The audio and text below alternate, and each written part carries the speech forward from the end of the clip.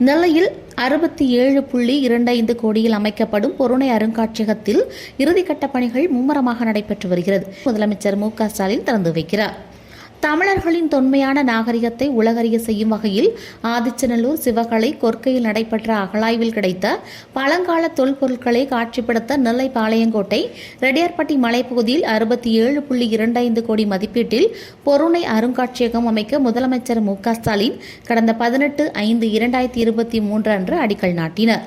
அங்கு பொதுப்பணித்துறை சார்பில் 13 ஏக்கர் நிலத்தில் 34,000 சதுரடியில் ஆதிச்சநல்லூர் தொகுதி ஏ மற்றும் பி கட்டிடம், 16,486 சதுரடியில் தரைத்தளம் மற்றும் முதல் தளமும், சிவகலை கட்டிடம் 8,991 சதுரடியில் தரைத்தளம் முதல் தளமும், கொற்கை தொகுதி ஏ மற்றும் பி கட்டிடம் 17,429 சதுரடியில் தரைத்தளம் முதல் தளத்துடன் கட்டுமான பணிகள் கட்டி முடிக்கப்பட்டது.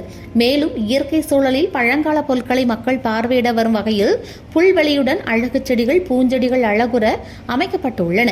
மேலும் ஒவ்வொரு கட்டிடத்திற்கு இணைப்பு சாலை அமைக்கும் பணிகள், எழில் நிறைந்த குளம், குளத்தின் மீது பாலம் அமைக்கும் பணிகள், சுற்றுச்சுவர், பூங்காக்கள், கண்கவர் வண்ண விளக்குகள், நீரூற்று, சுற்றுச்சூழல் திறந்தவெளி திரையரங்கு அமைப்புகள், திறந்தவெளி கூடாரங்கள் போன்ற பல்வேறு பணிகளை மக்கள் கவரும் வகையில் மேற்கொள்ளப்பட்டுள்ளது.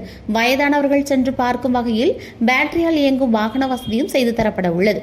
அருங்காட்சியகத்தின் உள் அலங்கார பணிகள் மற்றும் அழகுபடுத்தும் பணிகள் இறுதிக்கட்டத்தை எட்டிய நிலையில் மும்முரமாக நடந்து வருகிறது. திறப்பு விழா நடைபெற உள்ள நிலையில் அந்த பகுதி முழுவதும் மின் விளக்குகளால் அலங்கரிக்கப்பட்டது.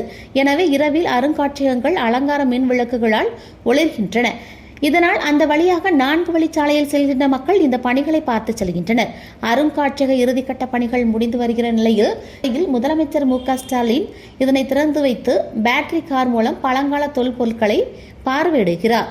இதனையொட்டி அங்கு பலத்த பாதுகாப்பு ஏற்பாடுகளும் செய்யப்பட்டு வருகின்றன.